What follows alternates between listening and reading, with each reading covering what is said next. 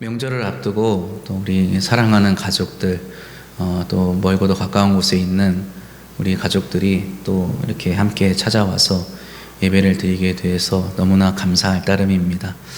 하나님께서 믿음의 가정들에게 은혜와 복을 허락하여 주시고 또 기쁨이 넘치는 설 명절을 보내게 해주시기를 축복합니다. 2월 첫 주부터 180일의 일정으로 우리 교회에서는 구약과 신약을 통독하는 통독반이 시작되었습니다. 이번 주는 출애굽기를 읽고 오늘 함께 출애굽기의 마지막 부분을 읽고 정리하는 시간을 갖습니다. 이제 시작한 지 2주밖에 되지 않아 14일의 일정밖에 지나지 않았지만 함께 성경 말씀을 읽으며 정리하며 하나님께서 우리의 삶 가운데 행하고 뜻하신 바를 알아가는 기쁨이 있기를 소망합니다. 우리의 힘과 지혜가 아닌 하나님의 은혜와 능력으로 이 통독하는 시간을 이끌어 주시기를, 그래서 놀라운 영적 신비를 경험하는 시간이 되기를 소망하고 축복합니다. 출애굽기 24장을 보면 모세가 시내산 앞에서 이스라엘 민족과 함께 하나님 앞에서 하나님의 백성으로 언약을 맺는 모습이 나옵니다. 하나님께서 모세를 이스라엘의 민족을 위한 인도자로 선지자로 세우셨으니 그의 말을 청종해서 하나님께서 모세에게 주신 율법을 지키라 하나님이 요청하시지요. 하나님의 그 명령대로 이제 이스라엘 민족이 모세가 낭독하는 하나님의 언약을 듣고 이제 그 들려진 말씀에 모든 율법에 준행하겠다 서약합니다. 천지 만물을 지으신 하나님께서, 아브라함과 이삭과 야곱의 하나님께서 이제 그들의 멀고 먼 후손인 이스라엘 민족의 하나님이 되시는 순간이었습니다. 그들의 기억에서조차 잊혀진 하나님, 세상 모든 곳에 편재하신 하나님이시기에 너무나 멀리 느껴지던 하나님께서 이제 자신들과 함께 하시는, 자신들의 하나님이 되셔서 언제나 함께 하시는 이스라엘의 하나님 여호와 하나님이 되시는 순간이었습니다. 이 언약을 세우는 서약이 있은 후에 모세는 아론과 나답과 아비후를 데리고 하나님의 영광이 임한 시내산에 오르게 됩니다. 여호와의 영광이 시내산 위에 엿새 동안 머무르며 산을 가리어 오를 수 없었는데 7째 되는 날 하나님께서 모세를 부르시어 모세가 산에 올라가 하나님의 말씀을 들으며 율법과 계명을 친히 기록하신 돌판을 받게 됩니다. 그리고 이 10계명이 하나님을 섬기는 하나님의 백성으로서 정체성을 갖게 해줄 의무이자 삶의 목표이자 방향이 되었습니다. 하지만 이스라엘 백성은 늘 갈등하였습니다. 하나님께서 자신들을 당신의 백성으로 삼으시고 거룩한 민족, 거룩한 나라로 세우시기 위하여 애굽에서 구원해 내셨지만 그들은 배고플 때마다, 목마를 때마다 자신들을 향한 하나님의 뜻을 의심할 수밖에 없었습니다. 그들의 의심은 곧 모세를 향한 질책으로 이어졌지요. 출애굽기 16장 2절 이하의 말씀입니다. 이스라엘 자손 온 회중이 그 광야에서 모세와 아론을 원망하여 이스라엘 자손이 그들에게 이르되 우리가 애굽 땅에서 고기 가마 곁에 앉아있던 때와 떡을 배불리 먹던 때에 여호와의 손에 죽었더라면 좋았을 것을 너희가 이 광야로 우리를 인도해내어 이 온 회중이 줄여 죽게 하는도다. 그러나 하나님은 그들의 의심을 만나와 메추라기 그리고 반석의 물을 통하여 확신으로 바꾸어 주십니다. 그리고 날마다 아무것도 없는 광야로 인도하는 모세의 말을 청종하라고, 때로는 아모리인의 지경으로 장대한 가나안 사람들이 살고 있는 땅으로 인도하는 모세의 말을 의심하지 말라 말씀하십니다. 그 길 끝에 하나님께서 다다르게 하실 약속의 땅이 있다는 것을 믿으라고, 기억하라고 하십니다. 많은 성경학자들은 오늘 우리가 받은 말씀인 마태복음 17장의 말씀을 앞서 말씀드린 모세의 이야기와 맞닿아 있다고 지적합니다. 예수 그리스도께서 우리에게 명하신 것을 우리가 복음으로 따르는 것, 또 그것을 지키며 살아가는 것이 얼마나 중요한 것인지에 대해 하나님께서 가르쳐 주시는 말씀이라 할 수 있습니다. 우리가 성경을 읽을 때 가장 중요한 것 중에 하나는 각 문단, 다시 말해 하나의 이야기가 시작될 때 등장하는 첫 단어가 무엇인지를 아는 것입니다. 그리고 그것의 의미를 잘 이해하는 것이라 할 수 있습니다. 비록 원어상의 히브리어나 헬라어가 우리말 그대로 잘 번역되고 연결되어 기록되었는지 문제가 있기는 하지만 최근 들어 원어의 의도와 의미를 잘 살려서 번역하려는 노력들이 있기 때문에 우리말 성경으로도 그 의미를 잘 파악할 수 있게 되었습니다. 오늘 우리가 읽은 본문 말씀은 이렇게 시작하지요. 엿새 후에 예수께서 베드로와 야고보와 그 형제 요한을 데리시고 따로 높은 산에 올라가셨다. 이 이야기는 엿새 전에 있었던 일과 무관하지 않다는 것을 마태는 말하고자 합니다. 그리고 엿새 전에 일어난 일은 바로 앞 16장 13절 이하에 기록되어 있지요. 기록되어 있는 이야기를 요약하자면 첫째, 예수님을 따르던 제자들이 비로소 예수님을 하나님의 아들 또 그리스도로 고백했다는 것입니다. 둘째로, 하지만 제자들이 예수님을 그리스도로 고백했지만 그리스도이신 예수님께서 앞으로 하실 일, 다시 말해 고난을 받으시고 죽임을 당하시고 제3일에 살아나셔야 하는 일에는 극구 반대했다는 것입니다. 저의 은사이신 김병모 교수님은 이 구절에 대해서 이렇게 설명하십니다. 예수님과 제자들이 서로에게 매우 당황하고 있다. 베드로는 예수님을 그리스도와 하나님의 아들로 고백합니다. 그러자 예수님은 베드로의 이 고백을 들으시고 당신이 고난을 받고 죽임을 당하고 살아나셔야 한다고 알려주시지요. 베드로와 제자들은 이에 매우 당황스러워합니다. 그러기에 베드로는 예수님의 말씀을 듣고 극구 거부하며 예수님을 질책하지요. 이 질책을 들으신 예수님은 베드로의 이 반응에 매우 당황하십니다. 그리고 베드로를 사탄이라고까지 부르시며 강하게 질책하시죠. 베드로와 제자들이 보기에는 그리스도, 하나님의 아들과 고난과 죽음은 서로 함께할 수 없는 전혀 무관한 것이었지만 예수님이 보시기에는 이 둘은 서로 때려야 뗄 수 없는 동전의 양면과 같은 불가분의 관계이자 필연적인 관계였습니다. 오늘 본문에 엿새 후라는 말이 담고 있는 의미가 무엇이겠습니까? 16장을 끝까지 읽어보면 아시겠지만 베드로를 꾸짖으신 후에 예수님은 제자들에게 누구든지 나를 따라오려거든 자기를 부인하고 자기 십자가를 지고 나를 따를 것이니라고 말씀하십니다. 그리고 계속해서 말씀하시지요. 16장 25절로 28절 말씀입니다. 누구든지 제 목숨을 구원하고자 하면 잃을 것이요 누구든지 나를 위하여 제 목숨을 잃으면 찾으리라. 사람이 만일 온 천하를 얻고도 제 목숨을 잃으면 무엇이 유익하리요? 사람이 무엇을 주고 제 목숨과 바꾸겠느냐? 인자가 아버지의 영광으로 그 천사들과 함께 오리니 그때 각 사람이 행한 대로 갚으리라. 진실로 너희에게 이르노니 여기 서 있는 사람 중에 죽기 전에 인자가 그 왕권을 가지고 오는 것을 볼 자들도 있느니라. 아멘. 16장은 이렇게 끝이 납니다.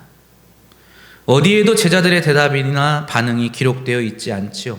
예수님께서도 제자들에게 이렇다 할 위로와 용서의 말씀을 하시지 않습니다. 의미심장하게도 마태복음, 마가복음, 누가복음에 이 이야기가 다 기록되어 있는데 한결같이 이 꾸지람 뒤에 제자들이 예수님에게 용서를 구했다든지 자신들의 어리석음을 부끄러워했다는 기록이 남아있지 않습니다. 다시 말해서 엿새라는 기간 동안 여전히 예수님과 제자들은 서로의 생각에서 한 발자국도 물러나지 않은 채 불편한 동행을 해오고 있었음을 암시하는 것입니다. 이 자리에 앉아있는 우리 모두 저마다의 생각과 뜻을 품고 살아가지만 유일하게 공통적인 것이 있습니다. 그것은 바로 예수님을 향한 우리의 신앙 고백입니다. 우리 모두 예수님을 어떻게 신앙합니까? 그를 향하여 어떻게 고백합니까? 마태복음 16장 16절 저 유명한 베드로의 고백과 같지 않습니까? 시몬 베드로가 대답하되 함께 읽습니다. 이르되 주는 그리스도시요 살아계신 하나님의 아들이시니이다.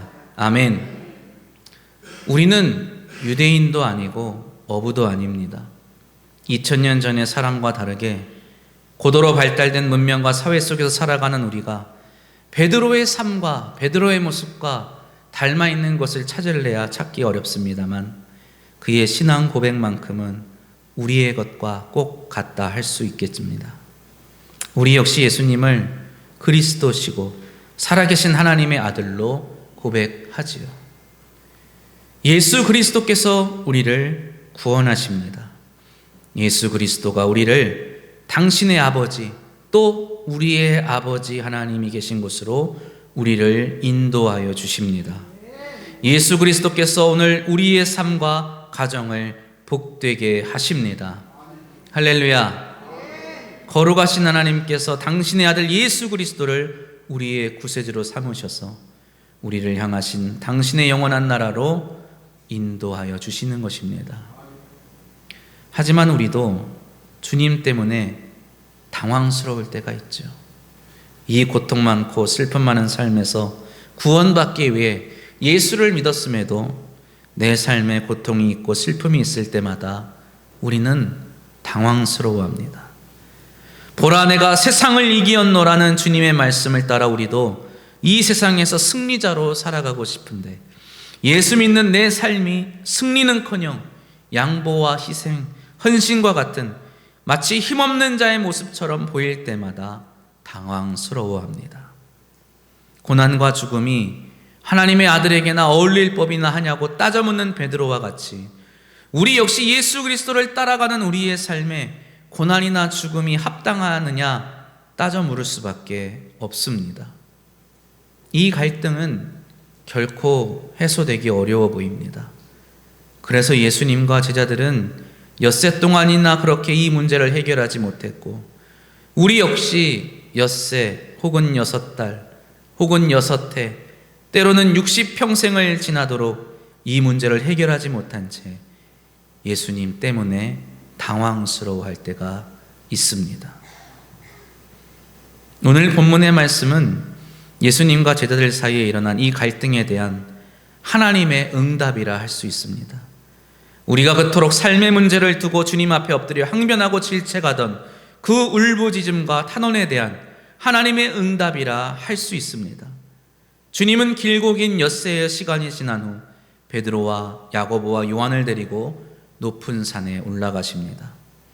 모세와 엘리야가 그 산에 나타났다는 것은 예수님께서 올라가신 그 높은 산이 그 옛날 모세가 올라갔던 산, 엘리야가 올라갔던 산, 다시 말해 하나님의 음성을 들었던 산이라는 것을 의미합니다. 하나님의 뜻이 어디에 있는가 알 수 없어 갈팡질팡하던 이스라엘 민족을 위해 모세에게 말씀하셨던 하나님, 하나님의 뜻을 저버리고 그저 자신들이 보기에 좋게 행하던 불신의 백성을 위해 엘리야에게 말씀하셨던 하나님께서 이제 예수님이 가시는 고난과 죽음의 길은 잘못된 것이라고, 그래서 결코 동의할 수 없노라 완강하게 버티는 제자들을 위해 말씀하실 것입니다. 그러나 지금 베드로는 무엇을 하고 있습니까? 그의 눈에 예수님께서 모세와 엘리야와 더불어 말하는 것이 보이자 베드로가 이렇게 말합니다. 오늘 본문 4절 말씀이지요.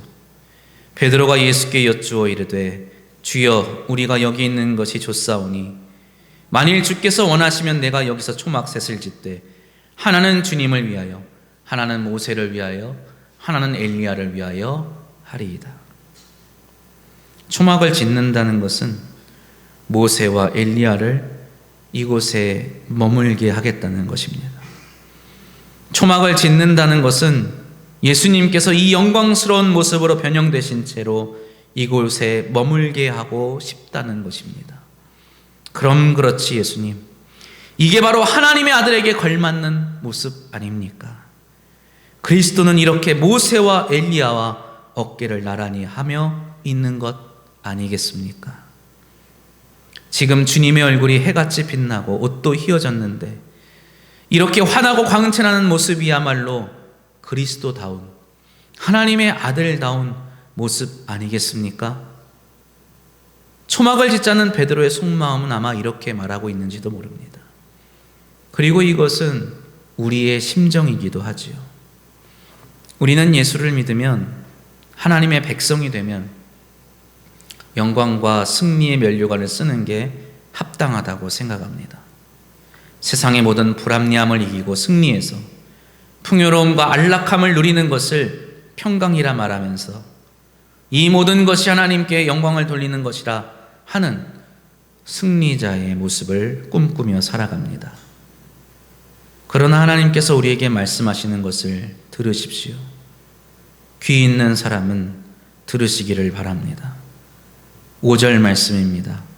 말할 때 호련히 빛난 구름이 그들을 덮으며 구름 속에서 소리가 나서 이르시되 이는 내 사랑하는 아들이요 내 기뻐하는 자니 너희는 그의 말을 들으라 하시는지라. 아멘. 하나님께서 말씀하십니다. 이는 내 사랑하는 아들이요 내 기뻐하는 자다. 오늘 저와 여러분이 함께 교독한 교동문 시편 2편에서 하나님께서는 당신이 세우신 이스라엘의 왕을 가리켜 너는 내 아들이라 오늘 내가 너를 낳았도다 라고 말씀하십니다. 하나님이 사랑하는 아들은 곧 이스라엘이 따라야 할 왕, 당신의 백성이 따라야 할 왕, 또 우리가 따라야 할 메시아 그리스도이심을 의미하는 것입니다. 또 이사야 42장 1절에서 하나님은 당신의 종인 메시아를 가리켜 이렇게 말씀하십니다. 내가 붙드는 나의 종, 내 마음에 기뻐하는 자, 곧 내가 택한 사람을 보라. 내가 나의 영을 그에게 주었은즉 그가 이방의 정의를 베풀리라. 아멘. 하나님은 당신의 붙드는 종, 당신의 마음에 기뻐하는 이 사람에게 우리 모두의 죄악을 담당시키시고 우리 모두를 위하여 고난을 받고 죽임을 당하게 하십니다. 그리고 다시 살아나게 하시죠. 그런 그를 가리켜 하나님은 내 마음에 기뻐하는 자라 말씀하십니다. 다시 말해 오늘 높은 산에 올라가신 예수님을 가리켜 하나님께서 하신 말씀은 바로 이 예수가 내가 너희에게 보낸 그리스도요 왕이니 따라야 할 것이다. 이 예수가 내가 너희를 위하여 택한 메시아니 그가 고난을 받고 죽임을 당함으로 너희의 모든 죄악을 담당하여 너희를 구원할 자라고 말씀하시는 것입니다. 16장에서 베드로가 고백하였던 주는 그리스도시요 살아계신 하나님의 아들이라는 말에 대한 하나님의 응답입니다. 또 그리스도가 어찌 고난을 받고 죽임을 당할 수 있겠냐는 베드로의 항변과 부정에 대한 하나님의 응답이기도 합니다. 주님이 가시는 십자가의 길이, 그분이 당하시는 모든 고난과 수치 그리고 죽음이 바로 그가 가야 할 하나님이 뜻하신 길이라는 것을 하나님께서 확인해 주시는 것이죠. 하나님께서 제자들에게 말씀하십니다. 너희는 그의 말을 들으라. 이 말씀은 오늘 저와 여러분에게 하시는 말씀이기도 합니다. 하나님께서 우리에게 하시는 말씀, 너희는 눈에 보이는 대로 행하라가 아닌 것입니다. 그들의 눈에 해같이 빛나는 빛과 또 놀랍게 희어진 그리스도의 얼굴과 옷이 보여도 죽음을 경험하지 않고 하나님의 품에 들린 바 된 모세와 엘리야가 보여도 그것을 꿈꾸며 그것을 바라며 그것을 추구하며 살라고 말씀하시지 않는 것입니다. 오직 다른 것은 없고 오직 예수의 말씀, 누구든지 나를 따라오려거든 자기를 부인하고 자기 십자가를 지고 나를 따를 것이니라, 이 말씀을 들으라 하시는 겁니다. 주님, 어떻게 나를 부인할 수 있겠습니까? 주님, 어떻게 내가 십자가를 지고 주님처럼 십자가에 달릴 수 있겠습니까? 저는 일찍이 제 자신에 대해서 많은 것들을 포기하고 살아가는 법을 좀 터득한 사람입니다.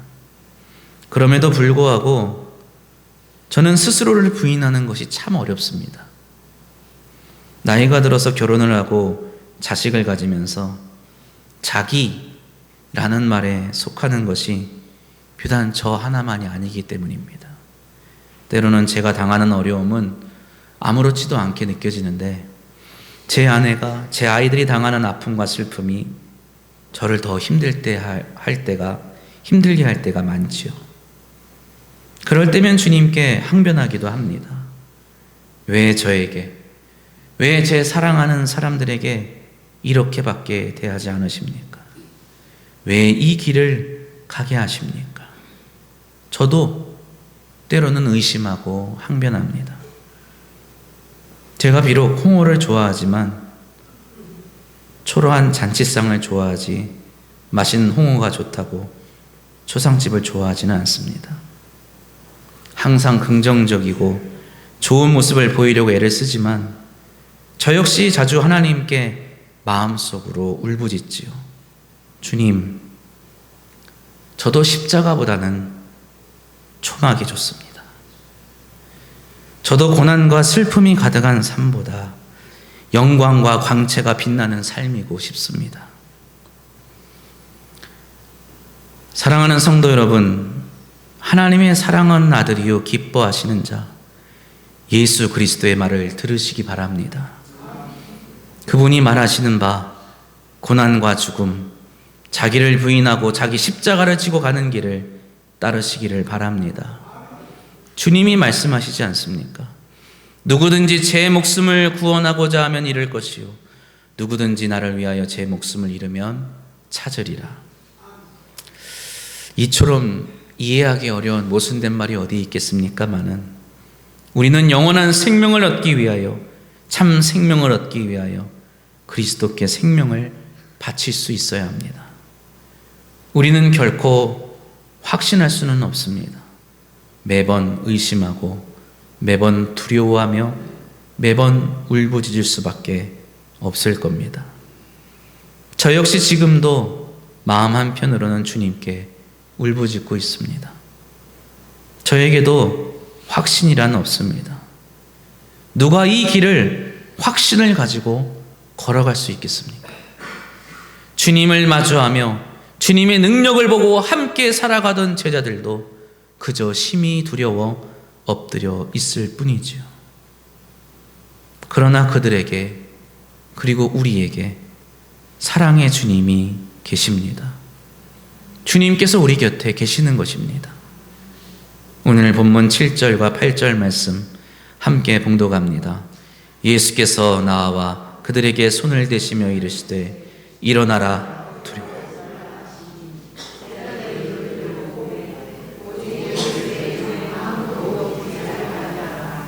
아멘. 우리의 눈에 그의 광채 어린 얼굴빛도 사라지고 빛처럼 휘어진 옷도 사라지고 영광스러운 모세와 신령한 엘리야의 모습이 사라졌어도 오직 예수만은 여전히 우리 앞에 계실 것입니다. 그분의 손을 잡고 이 길을 걸어가시기를 바랍니다. 우리는 매번 자기를 부인하는 것을 두려워할 겁니다. 매번 우리의 십자가가 너무 무겁게 느껴질 것이고 그 십자가를 질 때마다 넘어질 것입니다. 그러나 일어나게 하시는, 두려워 말라 용기를 주시는, 손을 내미시는 주님을 바라보시기 바랍니다. 완전하신 하나님의 뜻을 우리는 확신할 수 없습니다.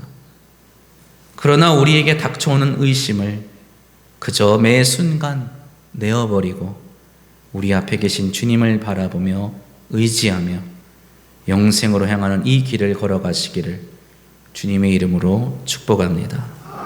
기도드립니다.